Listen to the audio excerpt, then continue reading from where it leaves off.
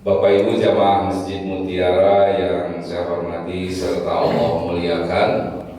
Alhamdulillah, puji syukur tak henti-hentinya kita panjatkan kehadirat Allah Subhanahu wa Ta'ala atas segala karunia dan kenikmatan yang begitu banyak Allah limpah curahkan kepada kita semua. Yang paling utama adalah nikmat berupa iman dan Islam yang masih terpatri di dalam diri kita semua. Dengan adanya iman dan Islam tersebutlah yang mampu menyelamatkan kehidupan kita di dunia dan di akhirat kelak nanti. Amin ya rabbal alamin. Alhamdulillah, Allah Subhanahu wa Ta'ala juga masih memberikan nikmat berupa kesehatan. Di saat yang lain mungkin sebagian di antara keluarga kita, tetangga kita ada beberapa yang tengah diuji sakit. Kita masih diberikan sehat walafiat, tak lupa mendoakan mereka-mereka yang sedang diuji sakit tersebut semoga diberikan kesembuhan seperti sedia kala, dan juga semoga dengan sakitnya ini menjadi penggugur dari segala dosa-dosanya. Amin ya rabbal alamin. Alhamdulillah, Allah juga masih memberikan kenikmatan kepada kita berupa jatah usia yang panjang hingga sampai detik ini, suhu ini kita masih bisa menghirup udara dengan leluasa, dengan cuma-cuma. Kita masih bisa menikmati melihat keindahan alam dengan kedua mata kita, dan otomatis langsung terucapkan rasa syukur kita ketika masih diberikan kesempatan hidup di dunia ini, dibuktikan dengan lisan kita mengucapkan alhamdulillahilladzi ahyana tadi ketika kita bangun tidur, ba'da ma'amatana wa ilaihin nusyur. Segala puji bagi Allah yang telah menghidupkan kami kembali setelah kami semua mati. Ya, kita padahal bangkit bangun dari tidur, tetapi kita memuji Allahnya, berterima kasih kepada Allahnya karena telah menghidupkan kembali, seolah-olah selama kita tidur semalaman ini memang posisi seperti mati. Makanya redaksi doanya pun bukan alhamdulillah yang segala puji bagimu ya Allah yang telah membangunkan aku dari tidur, tapi segala puji bagimu ya Allah yang telah menghidupkan aku kembali ba'da ma'amatana, setelah kami semua dalam kondisi mati. Ya, karena memang tidur katanya diibaratkan, diumpamakan seperti posisi kita sedang mati tapi tidak mati total. Terbukti organ-organ tubuh kita selama tidur masih berfungsi normal, detak jantung, nadi kita, aliran darah pun selama tidur masih berfungsi normal, berarti hidup. Tapi kenapa dikatakan setengah mati? Ya, tapi kita tidak sadar ketika tidur apa yang terjadi di sekitar kita.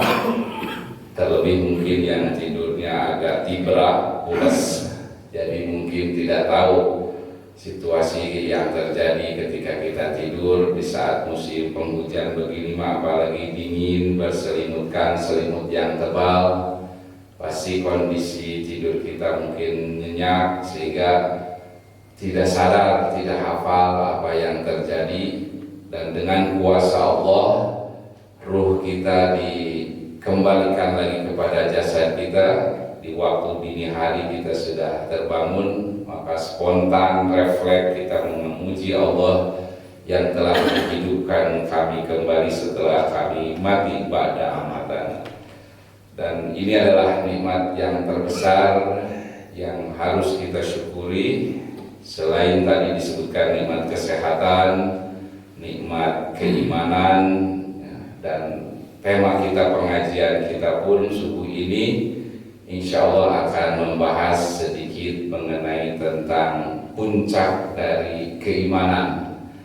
Bapak Ibu jamaah sekalian yang saya hormati serta Allah muliakan, kalau berbicara tentang keimanan, kita sudah pada paham definisi pengertian apa itu iman, saya mengutip dari kitab Lisanul Arab, kitab rujukan untuk istilah-istilah dalam bahasa Arab berupa kamus mungkin ya, disebutnya juga Lisanul Arab. Lisan itu berarti lidah atau alat berbicara kita, alat mengucap kita. Lisanul Arab berarti buku tersebut, kitab tersebut seolah-olah mau mendefinisikan seluruh ungkapan-ungkapan istilah-istilah dalam bahasa Arab atau yang diucapkan oleh lisan-lisan orang Arab. Maka kitab ini dijadikan salah satu kitab referensi untuk mengetahui istilah-istilah, definisi-definisi yang ada kaitannya dengan bahasa Arab. Terutama tadi yang akan kita bahas, kita kupas tentang makna iman. Iman itu meskipun sudah menjadi bahasa Indonesia, tetapi hakikatnya aslinya itu berasal dari bahasa Arab. Dalam kitab Lisanul Arab, al-imanu lughatan, iman secara etimologi, secara bahasa bermakna at-tasdiq, didul kufr. At-tasdiq yaitu membenarkan, kebalikan dari at-takzib. Kalau at-tasdiq nanti lawan katanya takzib. Tasdir itu adalah pembenaran atau membenarkan. Didul takzib kebalikannya dari mendustakan. Secara bahasa iman itu adalah membenarkan, atau tadi didul takzib kebalikan dari mendustakan. Ada juga yang mengatakan at-tasdiq atau di sini didul kufri, kebalikan dari kufur. Makna iman adalah kebalikannya kufur. Kalau tasdik artinya membenarkan, kalau lawan katanya mendustakan, berarti iman itu lawan katanya kufur, mengimani. Kalau kufur berarti lawan katanya mengingkari. Atau juga di dalam kitab Lisanul Arab, definisi iman itu adalah idharul khudu' wal qubul lisyari'ati wa lima ata bihi nabiyyu sallallahu alaihi wasallam wa i'tiqaduhu wa tasdiquhu bil qalbi faman kana ala hadhihi sifati fa huwa mu'minun muslimun ghairu murtabun wala syaqun. Yang artinya iman itu adalah idharul lil khudu', menampakkan, menunjukkan ketundukan. Al-khudu' itu artinya tunduk kepatuhan. Wal qubuli lisyari'ati, juga accepted kita, penerimaan yang begitu terbuka, lapang dada, menerima semua syariat-syariat yang diturunkan oleh Allah melalui lisannya Nabi Muhammad SAW. Walima atabihi Nabi sallallahu alaihi wasallam wa i'tiqaduhu wa tasdiquhu, selain menerima dan tunduk terhadap syariat yang dibawa oleh Nabi sallallahu alaihi wasallam, juga iman itu dibuktikan dengan meyakini dan membenarkan dengan hati. I'tiqaduhu wa tasdiquhu bil qalbi, maka kalau orang tersebut sudah meyakini, membenarkan dalam hati dan tunduk menerima semua syariat, fahadihi sifah atau ala hadihi sifah, orang tersebut disifatinya, disebutnya orang tersebut bahwa mukminun, orangnya disebut mukmin. Jadi kalau iman itu adalah bentuk sifatnya, keimanan atau iman. Tapi kalau dalam bahasa Arab nanti disebutnya al-imanu masdarun, isi masdar sulasi mazid. Bentuk sulasi mazid itu ada huruf tambahan yang dari asalnya amana, imanun, ala babi if'ala, ya, kalau kalam talab dalam tata bahasa Arab. Jadi kalau orangnya nanti disebut mukminun muslimun, orangnya disebut mukmin atau muslim, orang yang pasrah sumerah Kita menyebut diri kita seorang muslim berarti tunduk, patuh, pasrah terhadap semua syariat yang telah Allah turunkan. Ghairu murtabin wala syaqin, tidak ada keraguan sedikit pun dalam kepasrahan dan ketundukan kita ini. Wa huwa alladzi yara an ada'il faraidi wajiban alaihi la yadkhulu fi dzalika raibun. Ditunjukkan, dibuktikan dengan kita bisa menunaikan semua perintah-perintah yang telah Allah wajibkan kepada kita tanpa keraguan. Aw as-sidqatun, ada keteguhan, ada kekuatan, keyakinan dalam hati.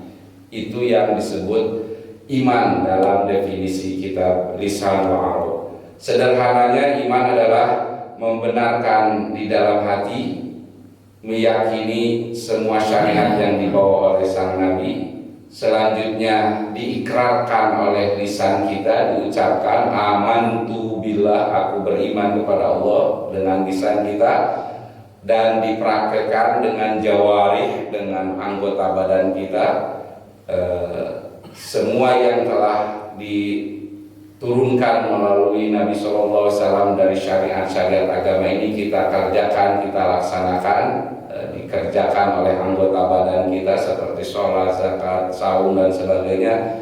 Itu adalah definisi komplit dari iman. Lantas kenapa tadi saya mengambil tema ada puncak keimanan? Berarti iman ini ada level-levelnya. Berarti kalau ada puncaknya, ada topnya, ada paling atasnya, berarti iman itu ada tingkatan paling bawahnya juga. Di dalam hadis sahih disebutkan bid'ah mas'amuna, jadi ada sekitar 70 level tingkatan iman. Paling rendahnya menyingkirkan duri di jalan tempat lalu lalang orang, itu bukti bagian keimanan. Jadi kalau kita lewat di jalan dari rumah mau ke Masjid Mutiara, apalagi musim hujan, banyak mungkin sampah atau yang terbawa oleh material-material yang terbawa oleh air, kayu balok ataupun mungkin paku dan lain sebagainya yang bisa membahayakan pengguna jalan. Lantas kita singkirkan hambatan-hambatan, sampah-sampah ataupun apapun itu yang menghalangi jalan. Itu adalah bagian dari bukti kita ini orang mukmin. Jadi orang mukmin mah teu cuek ka masjid ge, tidak saukur ngageleuyeung memang teh. Tapi ketika ada sampah, ketika ada duri, ketika ada benda-benda yang membahayakan tempat lalu lalang orang, lalu kita singkirkan, itulah bukti keimanan. Tapi itu tingkat iman yang paling rendah. Yang paling puncaknya adalah keimanan kita itu dengan mengucapkan la ilaha illallah Muhammad Rasulullah. Itulah puncak keimanan seseorang. Nah, puncak keimanan kita ini ternyata kalau kita perhatikan di dalam beberapa definisi ta'rif atau pengertian iman tadi, zirwatul imani arba'un. Puncak keimanan itu nanti kebagi lagi ada 4 jenis. Jadi keimanan kita ini yang paling puncak, kalau kita sudah mencapai puncaknya keimanan, bisa dilihat nanti indikatornya itu dalam 4 hal. Yang pertama, as-sabru lil hukmi. Ketika kita sudah bersabar terhadap hukum ketetapan Allah yang telah diberikan kepada kita. Sabar di sini bukan berarti menerima pasrah begitu saja, karena banyak sebagian orang mengartikan sabar itu artinya pasrah, sumerah, nampi we, karena naon rupi cocoki musibah apapun yang kita terima kita sabar saja. Sering ada ungkapan sabar itu diidentikan dengan menerima. Itu pun memang tidak sepenuhnya salah. Kalau mau dibagi lagi nanti sabar itu kebagi 2, ada sabar pasif, ada sabar aktif. Sabar pasif adalah yang seperti tadi, ketika kita tertimpa musibah, sakit, bencana, banjir, longsor, gempa bumi dan sebagainya, kita istilahnya tadi sabar menerima ketetapan ini, maka itu sabar yang pasif. Ada juga sabar yang aktif. Sabar yang aktif itu bukan hanya diem saja, ditempelin pipi kiri, nanti diserahin yang kanan, silakan saya ada orang sabar, pukulin sebelah sini satu lagi. Nah, bukan seperti itu. Jadi sabar aktif itu adalah ketika kita sabar, contohnya sabar aktif itu ada sabar fi ta'atillah, sabar dalam mengerjakan ketaatan kepada Allah. Contohnya Bapak Ibu datang ke Masjid Mutiara subuh ini dalam rangka taat kepada perintah Allah, yaitu untuk melaksanakan sholat subuh berjamaah, meskipun dingin, meskipun ngantuk, apalagi subuhnya yang lebih awal jam 4, jabat tiris, tapi ibu bapak mampu bertekad kuat di dalam niat kita berangkat ke masjid. Nah, itu disebutnya sabar yang aktif, sabar fi ta'atillah. Dalam semua perintah Allah kita kerjakan, meskipun mungkin di luar kebiasaan orang, berangkat ke subuh-subuh ke masjid mungkin untuk sebagian orang ini di luar kebiasaan, karena kebiasaan banyaknya orang lain mah bayar kita masih morongkol, masih tidur, masih berselimutkan tadi selimut yang tebal. Tidak semua bisa bangun subuh-subuh tuturubun ke masjid. Itu berarti sabar fi ta'atillah, sabar yang aktif. Nah, kalau kita sudah memiliki sabar li hukmillah, itu adalah bagian dari puncak keimanan yang pertama. Yang kedua, ar-ridha bil qadrillah. Puncak dari keimanan seseorang itu jika kita sudah ridho terhadap qadar, ketentuannya. Kita sering menyebutnya qada dan qadar, ya, ketetapan. Qadarun itu sudah menjadi, qadar itu sudah menjadi bahasa Indonesia kadar. Ini saya dikasih teh manis oleh Arizki, kadar gulanya cina sekumaha Arizki, teh gula banyak ting cina. Misalkan berarti kadar itu ukuran, berarti takaran. Kalau ini air ini mengandung garam, mengandung air ini mengandung gula, kadar gulanya sekian persen. Ada istilah kadar gulanya, kadar pH-nya, dan kadar itu takaran. Jadi yang dimaksud qadar dari Allah itu sesuatu yang sudah Allah berikan kepada kita menurut takaran yang Allah tentukan. Ketika kita ridho terhadap jatah yang sudah ditakar oleh Allah kepada kita, itu puncak keimanan seseorang. Karena masing-masing dari kita kadarnya itu, takarannya pasti beda-beda. Ada yang diberi takarannya, misalkan rezeki, takarannya sekian persen, ada yang 90, 70 sampai 100% misalkan kalau dalam persentase persen. Nah, tiap-tiap orang itu takaran rezekinya pun berbeda-beda. Namun kadang kita juga memahami rezeki itu seolah-olah yang harus kita miliki. Jadi ada dua istilah lagi, saya akan bagi dua terus. Ada rezeki, ada milik, tapi bukan rezeki ininya, rezeki. Yang disebut milik kita ini, kalau harta misalnya, belum tentu menjadi rizki bagi kita. Makanya ada istilahnya dua, ada rizki, ada milki. Apa yang kita miliki belum tentu menjadi rezeki. Apa itu rezeki? Rezeki adalah sesuatu yang telah Allah takar untuk kita, yang bisa kita konsumsi. Kalau makanan bisa kita makan, kalau benda, harta benda, kendaraan, pakaian bisa kita manfaatkan, bisa digunakan, bisa kita pakai, berarti itu rezeki bagi kita. Tapi kalau milik kita belum tentu bisa kita nikmati, belum tentu kita bisa konsumsi, belum bisa kita nikmati. Contoh, petani pemilik sawah yang hektaran, ketika panen berasnya berton-ton, itu milik petani tersebut, tapi belum tentu menjadi rezeki si petani ini Karena misalkan si Pak petaninya ternyata divonis oleh dokter memiliki penyakit diabetes, tong sedeting mam sangu cenah bapak di gram makan juga. Berasnya mah banyak milik Pak Tani ini, tapi belum tentu bisa dia konsumsi semua. Berarti itu milik dia, tapi belum tentu menjadi rezeki dia. Sedangkan rezeki, apa yang bisa kita nikmati, kita miliki ini, kita nikmati, kita pakai, kita makan, baru itu disebut rezeki.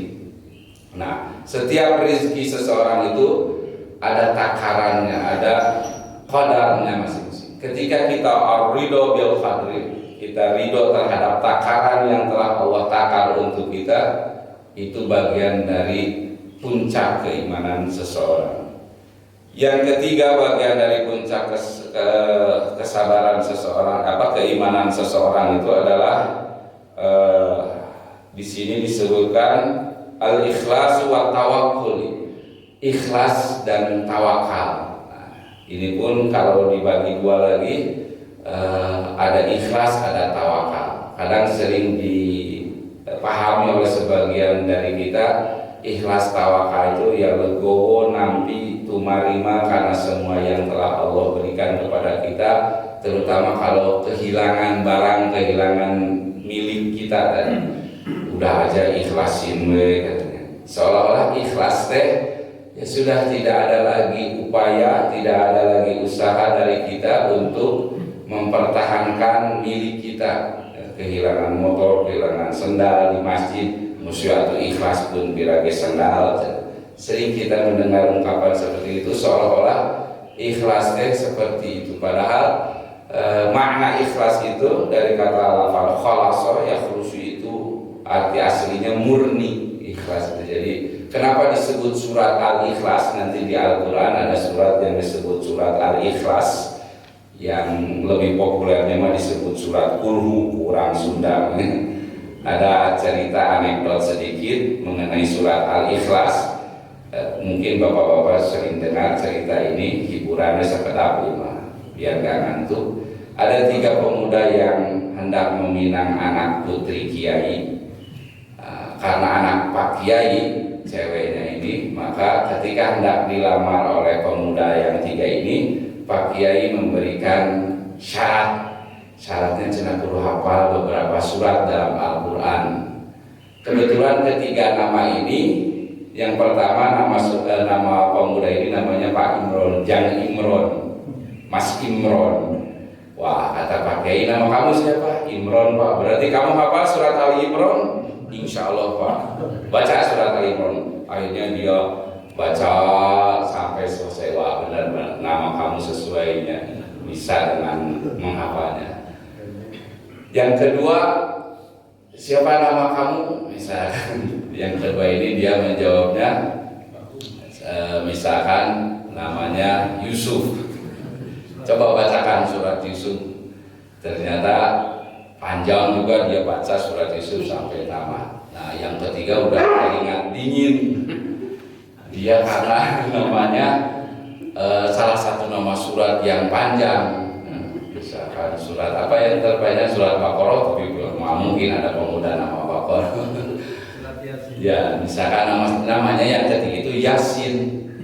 Ketika mau disuruh membaca surat Yasin, dia tidak hafal, dia ngaku ke Pak Kiai, nama saya Yasin, tapi saya biasa dipanggil Ikhlas. Jangan Ikhlas. Jadi suruh bacanya Kulhu saja. Yang ketiga. Jadi surat Al-Ikhlas ini dinamai ikhlas itu karena murni, pure, tidak ada unsur-unsur lain. Arti ikhlas itu murni, sesuai dengan nama surat Al-Ikhlas ya. Tidak ada di dalam surat Al-Ikhlas itu unsur ikhlasnya sendiri, kata ikhlas sendiri pun tidak ada, tidak terdapat di surat Al-Ikhlas. Kalau kita perhatikan surat Ali Imran tadi, di dalam surat Ali Imran akan ditemukan ada kata-kata Imran, Ali Imran, yaitu ayahnya Siti Maryam, ibunya Nabi Isa alaihissalam. Disebut surat Yasin karena dari awal ayat pun sudah dikatakan, disebutkan kata Yasin. Disebut surat Al-Baqarah, terdapat kata Al-Baqarah di dalamnya. Tapi surat Al-Ikhlas disebut surat ikhlas, tapi di dalamnya tidak pernah disebut-sebut kata ikhlas. Dari mulai qul huwallahu ahad, Allahu samad, lam yalid wa lam yulad wa lam yakul lahu kufuwan ahad, mana ada ayat kata ikhlas satu pun di dalam surat tersebut. Berarti surat Al-Ikhlas ini memang murni, sampai kata ikhlasnya sendiri pun tidak ada di dalam surat tersebut. Maka ketika disebutkan di sini salah satu puncak keimanan seseorang itu adalah dalam dirinya sudah bisa ikhlas, itu berarti dia murni, memurnikan akidahnya, keyakinannya tidak terkontaminasi dengan hal-hal yang sifatnya khurafat, hal-hal yang sifatnya di luar ajaran syariat, bid'ah dan sebagainya, maka orang tersebut sudah ikhlas. Lalu tawakal juga bukan artinya kita mah tawakal aja lah, seolah-olah kesannya, konotasinya tawakal itu tidak ada upaya, tidak ada usaha. Usaha sudah, kita mah akhirnya namun tinggal tawakal nawe. Tawakal itu juga jangan dipahami sebatas hanya pasrah, diam saja, menyerahkan ini semua nanti hasilnya Allah yang menentukan tanpa dibarengi ikhtiar. Yang disebut tawakal itu memang memasrahkan semua hasilnya, keputusannya dari Allah Subhanahu wa taala, tapi sebelumnya ada upaya, ada usaha dulu. Seperti halnya yang terjadi zaman sahabat, ada salah seorang sahabat yang ke masjid membawa kendaraannya onta. Zaman dulu mana belum ada Supra, belum ada Vario, ke masjidnya pakai onta. Lalu si sahabat ini untanya tidak ditambatkan, tidak diikat, masuk saja ke masjid. Ditegur oleh sahabat Umar bin Khattab, ikat dulu untamu sebelum masuk ke masjid sholat. Bios, tawakal saja saya, kalau mau hilang hilang, nggak apa-apa. Nah, bukan seperti itu kata Umar. Kalau sudah kamu ikhtiar, sudah diikat, tapi ternyata nanti untamu hilang, baru itu tawakal. Kalau belum ada usaha, belum, jangan dulu bilang tawakal. Kunci ganda motor teh kata pihak BKN teh, kendaraan Anda yang diparkir bukan tanggung jawab kami. Kalau ada kehilangan atau kerusakan, pastikan dikunci dengan nyaman, dengan aman, bla bla. Itu bagian dari tawakal di sini. Atau kalau sakit berobat, misalkan kita sudah dokter ahli ini, spesialis ini, kita sudah coba kemana-mana dan belum sembuh juga, nah baru itu tawakal. Menggantungkan, memasrahkan keputusannya kepada Allah, dibarengi dengan adanya upaya atau ada ikhtiar. Ya. Tapi jangan mengandalkannya kepada selain Allah, itu tidak disebut tawakal. Misalkan berobat tadi yang sakit, saya udah berobat ke sana kemari, kenapa nggak sembuh-sembuh? Dokter teh benar sih kan nama. Jadi salah persepsi kita kalau yang menyembuhkan penyakit kita dokter atau obatnya, sehingga akan timbul keluh kesah atau ngarasula kalau kata saya, kita yang mengeluh ternyata udah berobat ke sana kemari, sembuh ini mah nggak benar obatnya, nggak cocok lah ini dan sebagainya. Bukan seperti tawakal itu kalau menyandarkan hati kita sepenuhnya kepada Allah, yang menyembuhkan adalah Allah Subhanahu wa taala. Ketika belum disembuhkan pun oleh Allah, tidak lantas menyalahkan dokternya ataupun obatnya yang tidak cocok dan sebagainya. Maka itu disebutnya tawakal. Jadi puncak keimanan seseorang yang ketiga itu adalah al-ikhlas wa tawakkul. Yang keempat, puncak keimanan seseorang itu adalah al-istislam. Ini puncak yang tertinggi, yaitu kepasrahan. Istislam sama satu kata nanti dengan Islam. Muslimun, kenapa orang yang disebut muslim? Dari kata dasar istislam. Ada juga yang mendefinisikan muslim itu orang Islam dari kata salima yusalimu, artinya selamat. Atau istislam itu surrender, ya, bentuk penyerahan totalitas jiwa dan raga kita kepada Allah, disebutnya muslim atau istislam. Nah, berarti ketika kita sudah menyerahkan diri melalui proses ikhtiar, sudah tawakal dan sebagainya, yang tadi ridho terhadap ketetapan qadar dari Allah Subhanahu wa taala, ketentuan yang baik dan ketentuan yang jelek. Nah, ini pun dari sisi qadar atau qadar ini sering orang sebagian menyalah persepsikan mengenai ketetapan jelek ataupun qadar, dan qadar ini katanya ketetapan baik dan ketetapan buruk yang Allah berikan kepada kita. Seolah-olah Allah itu memang memberikan hal-hal yang buruk untuk kita. Padahal Allah itu dalam Asmaul Husna kita sering mengulang-ulangnya, Allah itu maha baik, ya. Maha pengasih, maha penyayang, maha baik. Kalaulah ada ketetapan buruk, berarti ini akan kontradiksi dengan Asmaul Husna Allah maha baik. Kenapa Allah engkau maha baik, kok ini ada ketetapan buruk? Ketetapan buruk itu sebetulnya kejahatan yang ada di dunia, musibah, bencana. Hakikatnya adalah bukan dari ketetapan Allah qada dan qadar tadi, tapi itu biasanya sebab akibat dari ulah hambanya sendiri. Contohnya seperti iblis laknatullah alaih, dia dengan perilakunya sendirilah image buruk, image jelek kepada iblis dia sandang, disematkan kepada dirinya, image jelek, jahat, buruk itu kepada iblis karena ulahnya dia sendiri. Asalnya iblis itu adalah makhluk bagian dari jin, ya. Kalau Bapak Ibu buka surat Al-Kahfi, ya, surat 18 ayat 50, itu definisi iblis itu adalah kana minal jinni fafasaqa an amri rabbih. Iblis adalah bagian dari kelompok jin.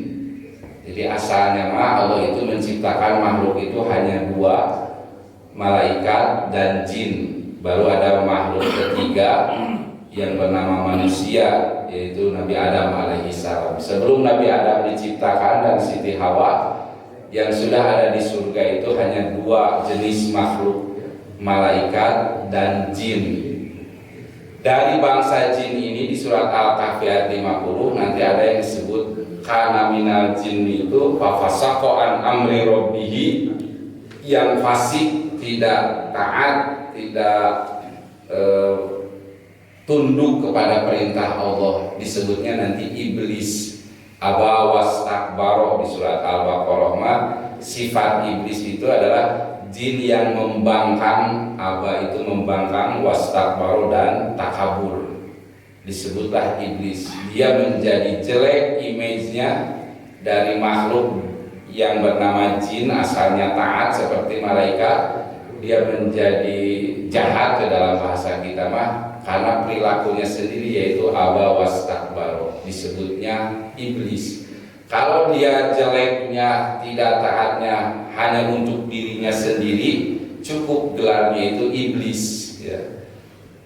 Di surat Al-Baqarah ayat 35, fasajadu illa iblis aba wastakbaro. Tapi kalau dia jahatnya, dia membangkangnya juga, ngajak yang lain supaya membangkang, supaya jahat juga, nanti Allah berikan gelarnya lagi, bukan hanya iblis tapi julukannya syaiton. Di ayat selanjutnya di surat Al-Baqarah ayat 35 itu, ketika iblis membujuk Nabi Adam dan Siti Hawa untuk tidak taat kepada Allah dengan melanggar memakan buah uri, maka Allah langsung menyebut iblis ini dengan julukan syaiton. Fa'ajallahuma syaiton fa'akhrajahuma mimma kana fihi. Jadi iblis ini ketika dia durhakanya hanya untuk dirinya sendiri, tidak ngajak yang lain supaya durhaka, itu iblis namanya. Tapi kalau sudah ngajak yang lain, mempengaruhi yang lain supaya durhaka, itu menjadi gelarnya syaitan. Dan syaitan ini yang suka ngajak kepada kejelekan ini bukan hanya dari kalangan jin, bisa juga dari kalangan manusia. Ini terbukti di dalam surat An-Nas, ada kata-kata minal jinnati wan nas. Siapa itu? Yaitu yang allazi waswisu fi sudurin nas, yang senantiasa membisiki, mempengaruhi, ngajak nggak benar ke dalam hati manusia, Yuwaswisu itu yang selalu mengajak, membisikkan kejelekan-kejelekan, ngajak nggak benar, memprovokasi mungkin bahasa sekarangnya. Itu minal jinnati wan nas, bisa dari kalangan jin, yang membisikkan bisa juga dari kalangan manusia. Yang mengganggu manusia itu ya bukan hanya bangsa jin, mengganggu itu bisa juga dari bangsa manusia sendiri ya. Mengganggu dalam kita beribadah, contohnya beribadah membaca Quran. Yang mengganggu kadang ketika kita baca Quran, manusia ya, lagi asyik, lagi khusyuk membaca Quran, tiba-tiba ada WA masuk, ada telepon berdering, aya nu nyampur, aya tamupan manusia nu WA, mungkin jin. Padahal kita lagi ngaji, ngajak kemana.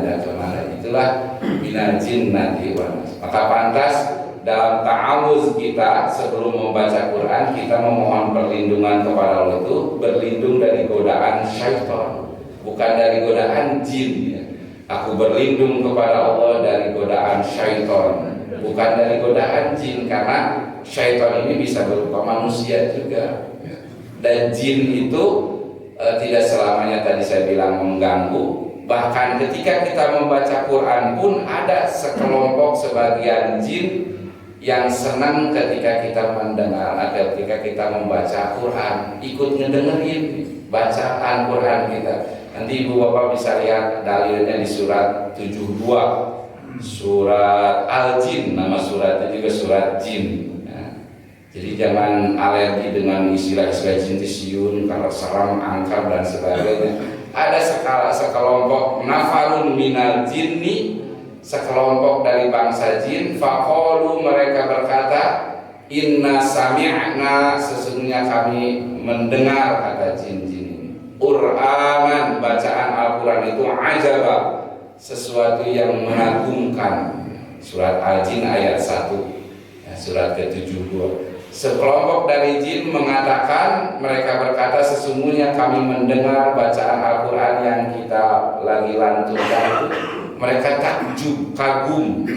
Yahdi ila rusdi, di ayat keduanya kata jin ini, kami, sebagian dari kami itu ada yang yahdi, mendapatkan petunjuk, fa'aman nabi, maka kami pun mengimani terhadap bacaan Quran tersebut.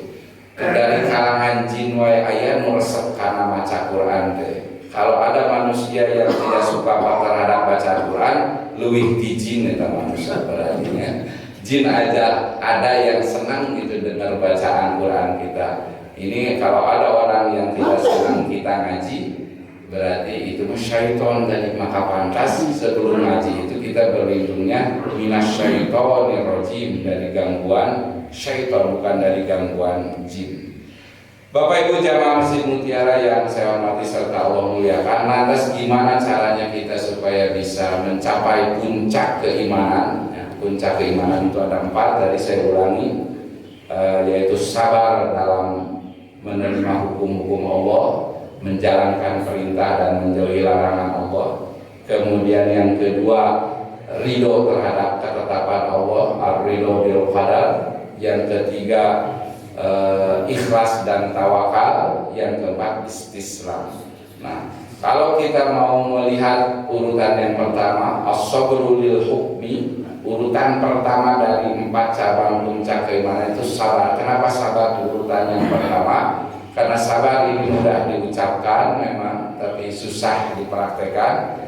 Saking pentingnya urusan sabar, Al-Quran mengulang-ulang menyebut-nyebut, tertulis di Al-Quran itu kalimat kata sabar kurang lebih ada 103 kali. Kalau Bapak Ibu tidak percaya, mari nanti hitung kembali dari mulai ayat surat Al-Baqarah, cari kata as-sabar, sabar. Yang paling mudah mah kita temukan di surat 103, surat Wal Asri, wa tawassaw bil haqqi wa tawassaw bis sabr. Jadi sudah ada kata sabar di akhir surat Wal Asri. Itu di Al-Quran diulang-ulang ada 103 kali kata sabar. Dan ada beberapa orang yang diabadikan oleh Al-Quran, oleh Allah Subhanahu wa Ta'ala, orang yang memiliki tingkat kesabaran yang paling utama, yang paling juara satu, hanya ada 2 nominasi nabi-nabi yang disebutkan penyandang orang yang paling sabar. Yang pertama Nabi Ibrahim alaihissalam, yang kedua Nabi Muhammad SAW.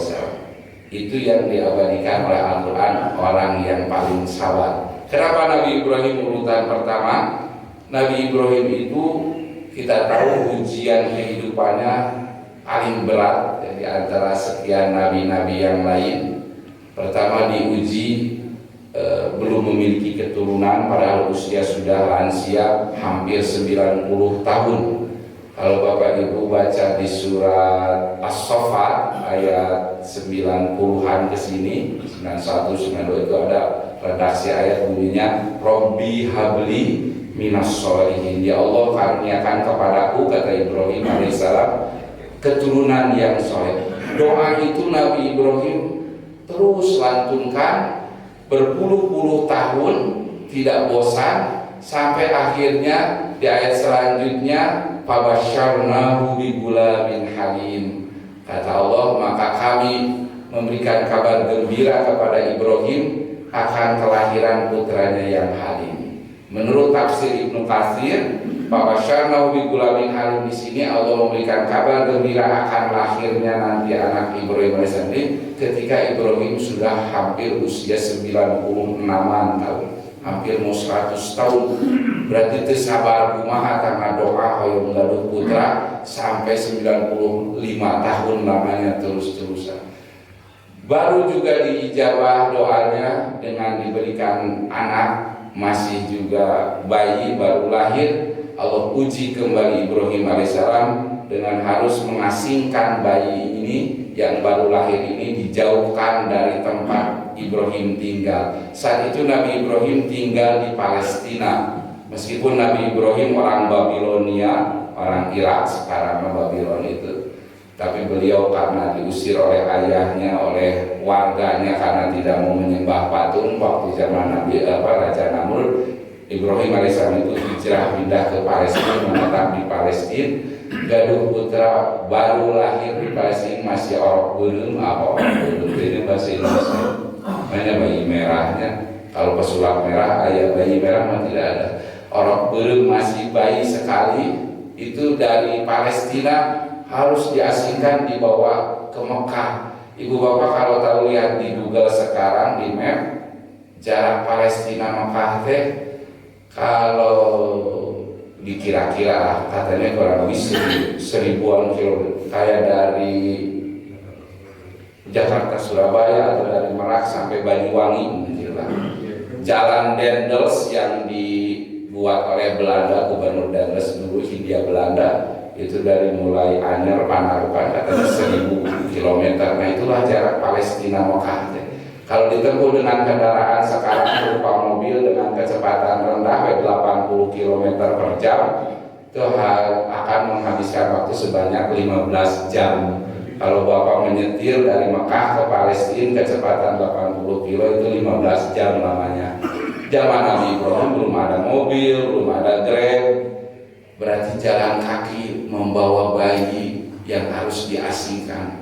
Rek berat kumata ujian Nabi Ibrahim selanjutnya itu ya. Ketika harus berjalan kaki membawa bayi dari Palestina yang 1000 km ke Mekah, di Mekah nanti tandus. Kita tahu nanti di surat Ibrahim di ayat 17 ayat 18, biwadin ghairi bizar'in, sebuah lembah tandus Mekah itu kan, belum seramai sekarang. Tapi tandus gersangnya masih sama sekarang juga, tidak ada pepohonan di ghairi bizar'in di Mekah itu.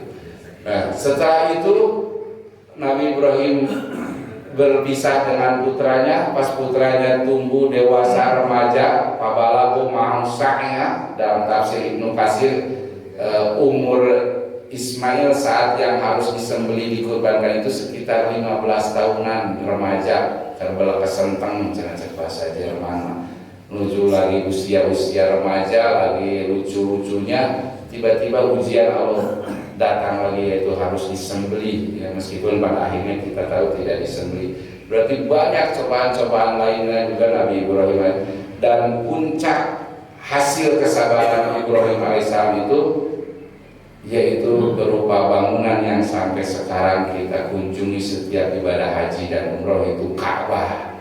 Itulah hasil buah karya mahakarya besar Ibrahim alaihissalam, rewardnya dari Allah Subhanahu wa taala atas kesabaran Nabi Ibrahim alaihissalam, dan janji Allah ketika Allah perintahkan kepada Ibrahim di surat 22 ayat 26, wa'adzin bin nasi bil haji ya'tuka rijalan wa ala kulli dhamirin yatina min kulli fajin. Panggil oleh engkau Ibrahim seluruh manusia untuk berhaji mendatangi bangunan yang telah kamu buat ini. Niscaya kata Allah, manusia akan berbondong-bondong mendatangimu. Ada yang berjalan kaki, ada yang mengendarai unta-unta kurus dari seluruh penjuru negeri yang jauh min fajin amin.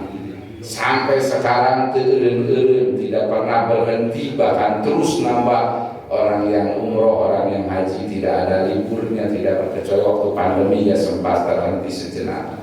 Ini reward penghargaan dari Allah atas kesabaran Ibrahim alaihissalam, dan doa Ibrahim alaihissalam diijabah di negeri yang tandus itu. Manusia bisa berdatangan. Pada zaman Nabi Ibrahim belum ada telegram, belum ada WhatsApp, belum ada telegram, belum ada kumaha manggil, pengeras suara belum ada, tapi tiba-tiba manusia berdatangan sampai sekarang. Itu makanya disebutkan orang paling sabar yang pertama di Al-Quran adalah Nabi Ibrahim. Yang kedua orang yang paling sabar di dalam Al-Quran di sini disebutkannya adalah Nabi Muhammad SAW.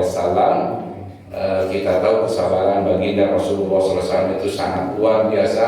Sejak lahir, dia lahir tidak mengenal ayah kandungnya sendiri karena sudah wafat sejak Nabi dalam kandungan ibunya. Sudah yatim lahirnya. Setelah yatim pun tidak lama kemudian ibunya yang meninggal, harus diasuh oleh pamannya. Terus dan sampai akhir hayatnya pun ujian kepada Nabi Muhammad pun kalau kita mau melihat sejarah dari Sirah Nabawiyah itu luar biasa sekali kesabaran Rasulullah SAW. Nah, kalau kita ingin mencapai puncak dari keimanan kita ini, kita sama-sama muhasabah, koreksi, introspeksi diri masing-masing, khususnya saya sendiri. Ternyata keimanan kita ada di level yang mana? Apakah level keimanan kita selama ini hanya baru menyingkirkan tadi sampah, hambatan di jalan, ataukah tadi keimanan kita sudah pada puncak yang 4 tadi? Hanya kita masing-masing yang tahu ya. Jadi ketika kita mengatakan orang saya seorang mukmin, saya orang beriman, silakan sah-sah saja kita mengklaim mengaku kita orang mukmin, orang beriman, tapi kita muhasabah sama-sama ada di level keimanan yang di nomor berapa kita ini ya. Kalau dibandingkan dengan para nabi tadi tentu jauh. At least setidaknya kita dari 70 tingkatan imanan ulah urutan 70 ting itulah keimanan kita mungkin di angka 50. Kata hadis iman itu yazid wa yanqus, katanya bisa bertambah, bisa berkurang, fluktuatif. Kalau iman kita ingin terus bertambah, yazidu, caranya dengan at-ta'ah wal ibadah, dengan ketaatan ibadah, dan yang kedua dengan ilmu. Makin banyak Bapak Ibu beribadah, iman akan bertambah. Makin banyak ilmu yang Bapak Ibu gali dan kaji di pengajian, diskusi, baca buku dan sebagainya, itu pun sarana penambah keimanan. Yazidu wa yanqusu, iman juga bisa berkurang, kata Nabi. Berkurangnya keimanan itu dengan banyaknya kita melakukan maksiat, dosa-dosa, terutama dosa-dosa yang oleh kita kadang dianggap itu bukan dosa. Ada dosa menurutnya baik iman ini kalapa di sawah mana naon menurut dosa, padahal kelapa tersebut ada petani yang nanamnya, berarti ada pemiliknya. Kadang di kita hal-hal seperti itu dianggap tidak dosa. Itu satu contoh. Kalau di saya di kampung nemu kelapa, nemu apa di sawah di bawah, dianggap nanti halal atau dosa. Padahal itu kan pasti ada pemiliknya. Kalau di dalam lingkungan di perkotaan seperti ini banyaklah yang sering kita anggap sepele, ini dengan dosa. Kalaupun kita tahu dosa, si derima dosa lagi kecil lah, apa-apa mungkin Allah juga mengampuni, memaafkan. Nah, padahal ada ulama yang berpendapat sebetulnya tidak setuju dengan penggunaan istilah dosa kecil dan dosa besar. Dosa mah dosa, begitulah kita sepakati. Kenapa? Karena dosa kecil pun, kalaupun ia ada dosa-dosa kecil, kalau rutin kita kerjain bakal menjadi besar, jadi banyak.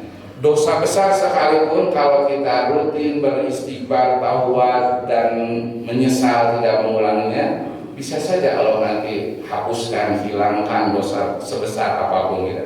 Terakhir di surat 39, nanti Bapak Ibu bisa lihat ayatnya pulang dari pengajian. Surat 39 itu surat Az-Zumar ayat 18 atau ayat 30-an misalnya. Allah berfirman, a'udzubillahi minasyaitonirrajim, qul ya ibadiyalladzina asrafu ala anfusihim, wahai hamba-hambaku yang sering berbuat dosa. Asrafu itu melampaui batas, berarti ngerjain dosanya kelebihan, sudah kebangetan.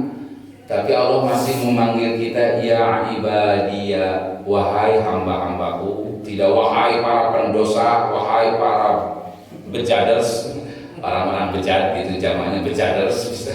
Tidak, Allah tidak menyeru, tidak memanggil kita wahai para orang-orang bejat, wahai orang-orang berdosa, tidak, tapi ya ibadiyah, wahai hamba-hambaku.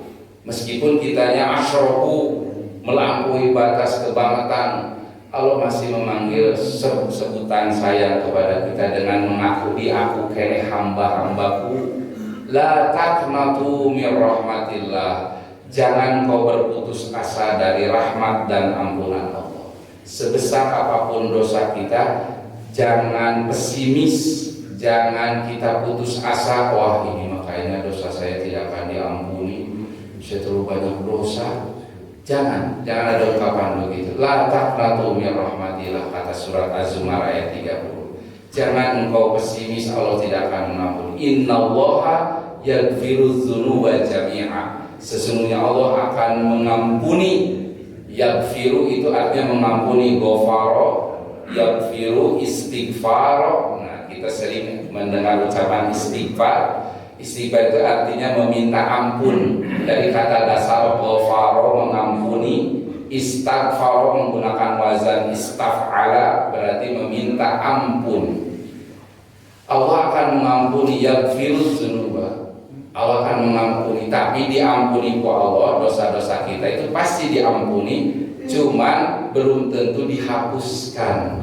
Karena Allah itu memiliki dua sifat dalam Asmaul Husna. Urusan mengampuni dosa itu ada Al-Ghafur, ada Al-Afu.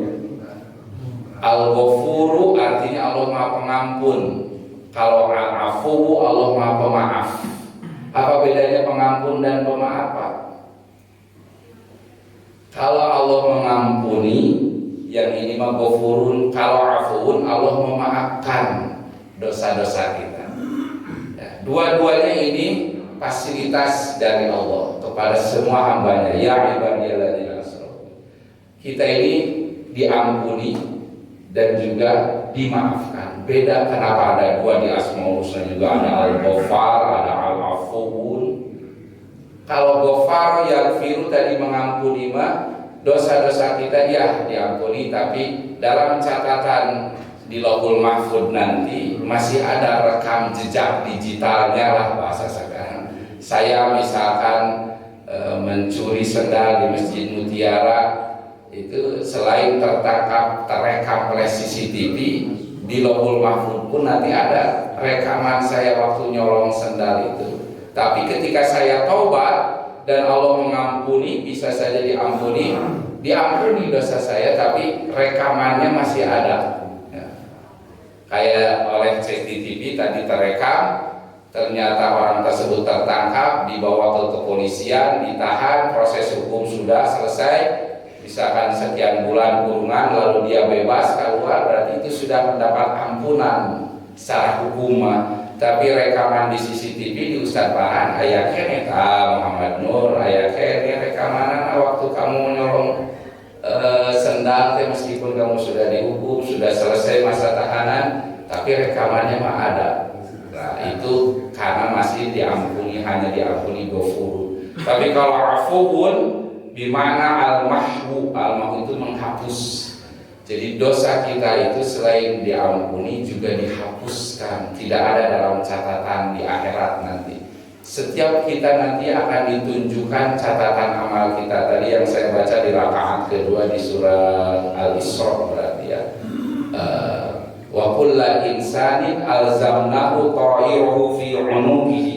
Setiap manusia dipasangkan, dikalungkan di lehernya, di tengkuknya sebuah alat perekam yang nanti wa nukhriju lahu yaumal qiyamah, ketika setelah hari kiamat akan dikeluarkan rekaman tersebut sambil diperlihatkan kepada kita kitaban yalqahu mansyura, berupa catatan kita rekaman yang terbuka terlihat oleh kita, yang tidak diafuun masih ada catatan-catatan amal jelek kita. Iqra kitabaka katawa, bacalah catatan, lihat kafa binafsika yauma 'alaika hasiba. Tapi kalau mendapat fasilitas afuun dari Allah, catatan tersebut tiba-tiba hilang. Bahkan malaikat pencatat amal kita pun tidak mengetahui dosa-dosa kita ternyata sudah permanen di-delete, di-reset, jadi terhapus otomatis. Makanya kita selain waktu mendoakan orang meninggal, kan selain meminta ampunan kepada Allah untuk mayit ini, kita selalu meminta juga maafkanlah dia. Allahumma gfir lahu warhamhu wa'fu anhu. Padahal sudah ada Allahumma gfir lahu, kenapa harus ada wa'fu anhu-nya? Karena kalau hanya Allahumma gfir lahu, bisa saja Allah hanya mengampuni, tapi dosa-dosanya masih ada catatannya. Makanya disempurnakan dalam doa sholat jenazah kita, Allahumma gfir lahu, ya Allah ampunilah dia mayit ini, warhamhu syarina wa'afi, katanya wa'fu anhu, hapuskanlah. Dan juga setiap akhir Ramadan ketika menjelang 10 malam terakhir, khususnya bagi yang iktikaf atau malam-malam Lailatul Qadar, Nabi menganjurkan perbanyaklah doa minta ampunan itu kepada Allah. Allahumma innaka afuwun tuhibbul afwa fa'fu anni. Itu tidak Allahumma anta ghafurun faghfirli, tapi Allahumma anta afuwun, kesananya fa'fu anni. Mudah-mudahan Allah Subhanahu wa taala selain mengampuni dosa-dosa kita, juga sekaligus menghapuskan catatan-catatan rekaman jejak digital kesalahan-kesalahan kita ini. Amin ya rabbal alamin. Bapak Ibu jamaah mutiara yang saya hormati serta Allah muliakan, demikian mungkinlah yang bisa saya sampaikan. Kurang lebihnya mohon dimaafkan, yang benar-benarnya bersumber dari Al-Quran, yang salah-salahnya itu murni dari kesalahan saya sendiri, mohon dikoreksi dan diluruskan di kemudian hari. Kesempurnaan mutlak milik Allah semata, hanya Allah lah yang maha sempurna. Kita semua tidak luput dari dosa dan kesalahan. Oleh karena itu kita berdoa kepada Allah Subhanahu wa taala, semoga Allah masih memberikan ketetapan iman dalam hati kita. Semoga Allah menjauhkan segala dosa-dosa kita, menghapuskannya, dan semoga Allah Subhanahu wa taala senantiasa menunjukkan kepada kita hidayah dan taufiknya. Amin ya rabbal alamin. Rabbana la tuzigh qulubana ba'da idh hadaitana wa hab lana min ladunka rahmah innaka antal wahhab. Rabbana ya Allah, ya Tuhan kami, la tuzigh qulubana, jangan kau palingkan hati-hati kami, ba'da idh hadaitana, ketika engkau sudah membimbing, memberikan hidayah kepada kami. Rabbana la tuzigh qulubana ba'da idh hadaitana wa hab lana min ladunka rahmah innaka antal wahhab. Rabbana atina fid dunya hasanah wa fil akhirati hasanah wa qina adzabannar. Aqulu qouli hadza wa astaghfirullah li wa lakum walhamdulillahirabbil alamin. Wassalamualaikum warahmatullahi wabarakatuh.